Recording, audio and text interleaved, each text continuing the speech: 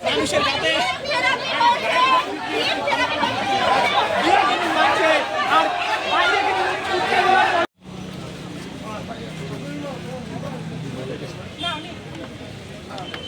দেখলেন জেলা তৃণমূল কংগ্রেস সভাপতি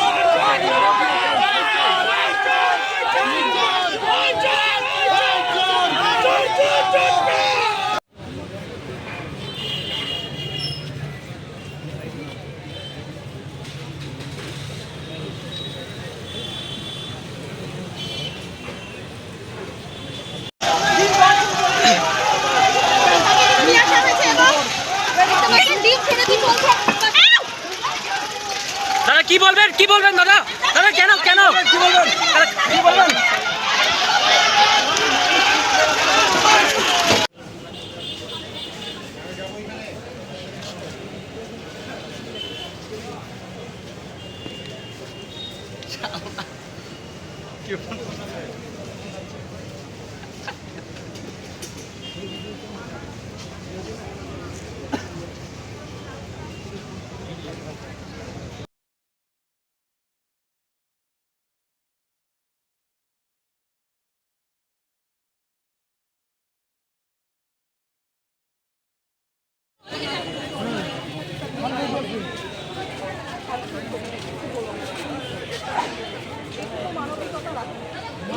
আজ দিকেই তো পুলিশের হাতে দিয়েছে আইনের হাতে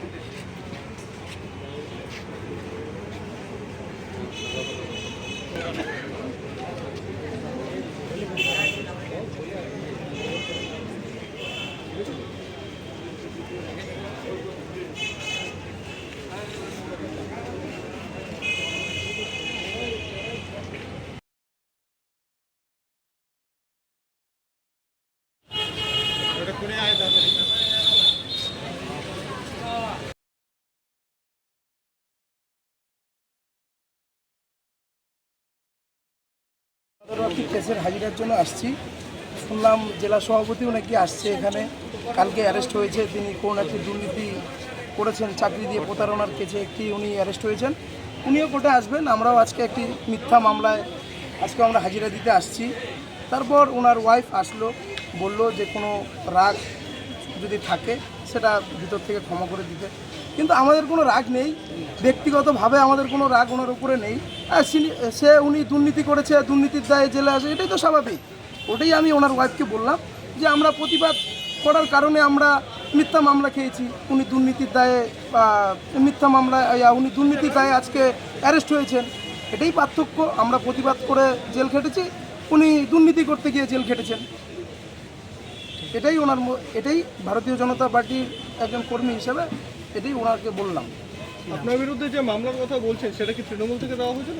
হ্যাঁ, আমার বিরুদ্ধে ব্যক্তিগতভাবে আমার কোনো মামলা হয়নি। সে পার্টিকুলারভাবে রাজনীতি করি, রাজনীতিতে প্রতিবাদ করার কারণেই এই মামলাগুলো আমাদের নামে হয়েছিল। আমার না, আমার মতো হাজারো বিজেপি কর্মীর নামে মামলা হয়েছে। তার সাথে কি অভিজিৎ দেবভৌমিকের হাত ছিল মনে করছেন? হ্যাঁ, অভিজিৎ দেবভৌমিক, আমি গত বছর যখন এই তৃণমূলের কর্মাধ্যক্ষ রাজু দে, তাকে কে বা কারা গুলি করলো, সে গেছে আসামি হিসেবে, আমিও ছিলাম, আমার নাম জুড়ে দেওয়া হয়েছিল। সেখানে অভিজিৎ দেবভৌমিক নিজে প্রতিবাদ করেছিল যে আসামিদের ফাঁসি চাই, কিন্তু মহামান্য আদালত দেখেছে, পুলিশ তদন্ত করে দেখেছে যে এরা এসে না, তার জন্য আমরা বেল পেয়ে গেছি। ঠিক আছে। তো কি নাম আপনার? আমার নাম কর্ণ দাস। কর্ণ দাস।